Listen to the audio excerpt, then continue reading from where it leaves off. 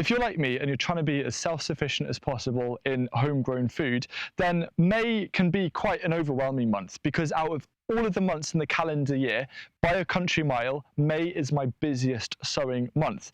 And so to keep things simple, I've created a list of 9 crops that I believe make the biggest impact to year-round self-sufficiency if sown this month.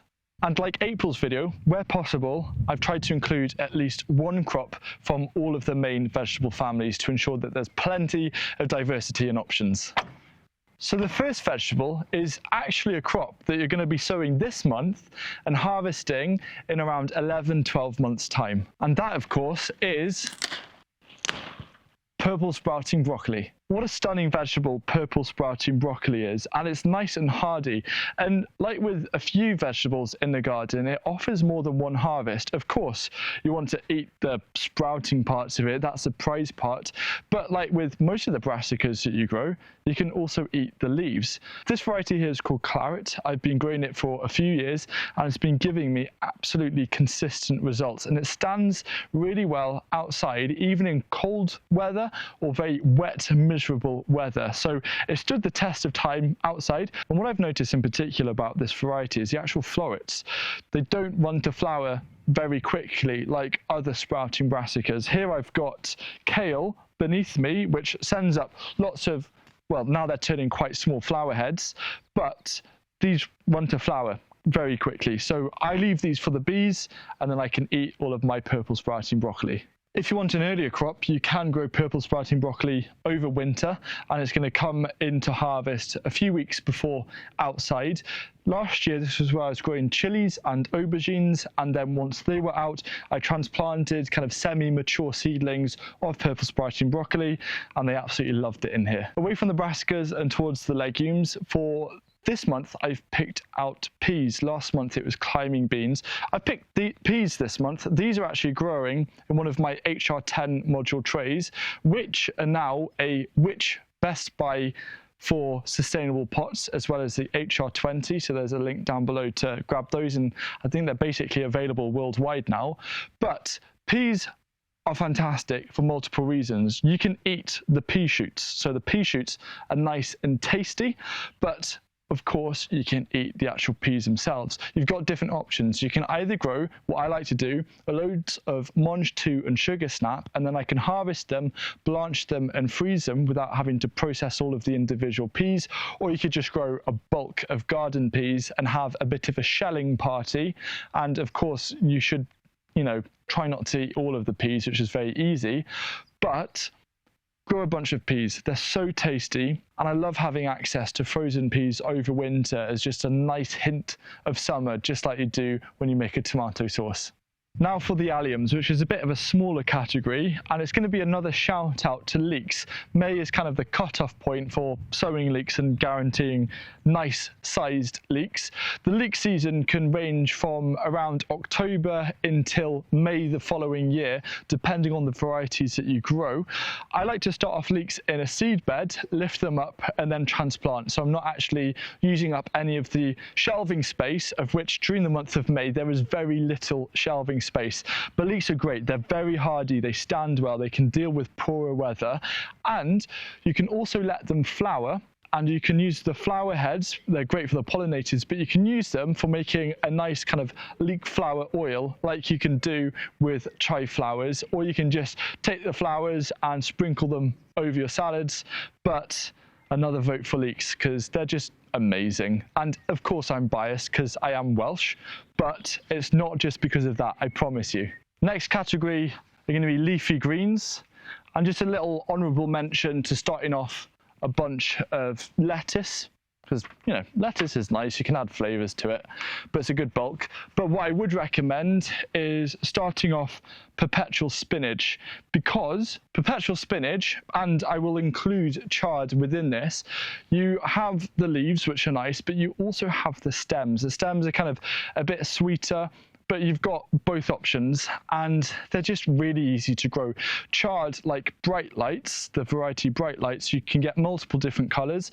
Very often they're put in ornamental borders as an ornamental plant, but it's a plant that you can also eat, so that makes it an edimental.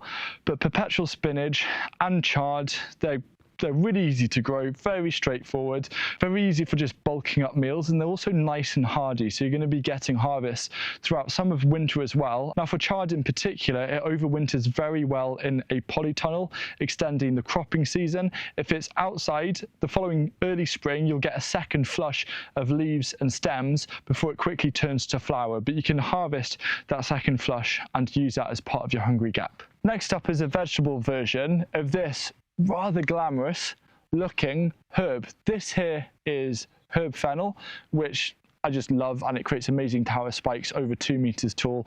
It's so easy to grow, so hardy. But Florence fennel is a fennel that you grow for the bulbs. There's a few different ones that you can grow. One of my favorites is Rondo. That is just really nice. There's some gigantic varieties as well. But the lovely thing about fennel being more in the root veg category is that it has a flavor that lends itself so well to roasting and making salads. But honestly, I think one of the best things that I love enjoying from the garden is roasted fennel. You could make a nice salad using tomatoes as well, and you do like a homegrown roasted tomato and roasted fennel salad. But it is just such a wonderful thing to eat. And part of trying to be self-sufficient is growing things that you enjoy eating, because you're more likely to eat them, which is why fennel has made this list in May. And it's about the only month it would have the opportunity for it, because it will be changing again next month. Next up is winter squash. The lovely thing about winter squash over summer squash is I think it tastes so much better, but it also stores really well. There are certain varieties of winter squash, when stored correctly, for example this one, a jumbo pink banana squash, you can eat them up until the month of June. Now during the hungry gap, the kind of the leanest period of the year, I find that May is perhaps the most challenging out of all of the months. And so knowing that you have a bunch of winter squash in storage brings a great sense of food security during the month of May, and it can become a hungry gap staple. If you have an area of your garden that isn't really used, you could dig quite a big hole, fill it with loads of manure and compost, plant 3 different winter squash and train each one going off in different directions, and it will produce abundantly. Now the month of May for the nightshade family, it's just going to be potatoes. Just grow main crop potatoes, grow blight resistant varieties where possible, and just grow as many potatoes as you can. It's as simple as that. I do have a video about unconventional potato growing advice, which is talking about things like planting first early potatoes in August. There's a link down below to that. But yeah, just plant lots of potatoes. Now for the herb category, and it's got to be basil, because basil is just the superior annual herb, but it is kind of a little bit fussy. It's quite tricky to grow. Starting off in April is just, I find, too early. So kind of around mid-May, mid to late May, just grow as much basil as you can. You can succession plant basil, of course, but what you want to do is grow as much basil as you possibly can, harvest a bunch, process it into basil oil or basil butter, so that you can then enjoy your homegrown basil throughout winter and the following spring. I'm about to show you one crop in particular, which is a perennial crop that is maybe in the top 3 things that I'm most excited about growing this year. And it's related to an annual flower. So the annual flower to start off in May in terms of self-sufficiency is nasturtiums. Nasturtiums are so useful, so versatile in the garden. They're great visually. They're great in terms of being a bit of a magnet for cabbage white butterflies, so they go for those instead of brassicas sometimes. They're great because every part of it is edible. They're great because with the seed heads, you can make poor man's capers with the nasturtium seeds, and they also are very easy to save seed from. So all in all, they're great. And bumblebees in particular adore nasturtiums. So start off your nasturtiums, but they are tender, which is why waiting until May is a nice time to do it. Start them off inside in pots, transplant them as and when they're ready. Now let's look at the perennial version of nasturtium. Now this here is perennial nasturtium, which is a tuber. It's grown for primarily its tuber crop, and it's very similar leaves, very similar flowers, but much smaller, much cuter. And unlike nasturtiums, which kind of trail over, what perennial nasturtiums do is that they're climbers. They like to grab hold of things and climb up trellises. They can easily grow to over 3 meters in height. Now, in a couple of weeks, the US edition of the Self-Sufficiency Garden is coming out, and you can watch this video to see just how much food you can produce in a small space. You don't need all of this space behind me to produce a huge amount of food. So give it a watch and make sure you pre-order your copy to get in a couple of weeks' time.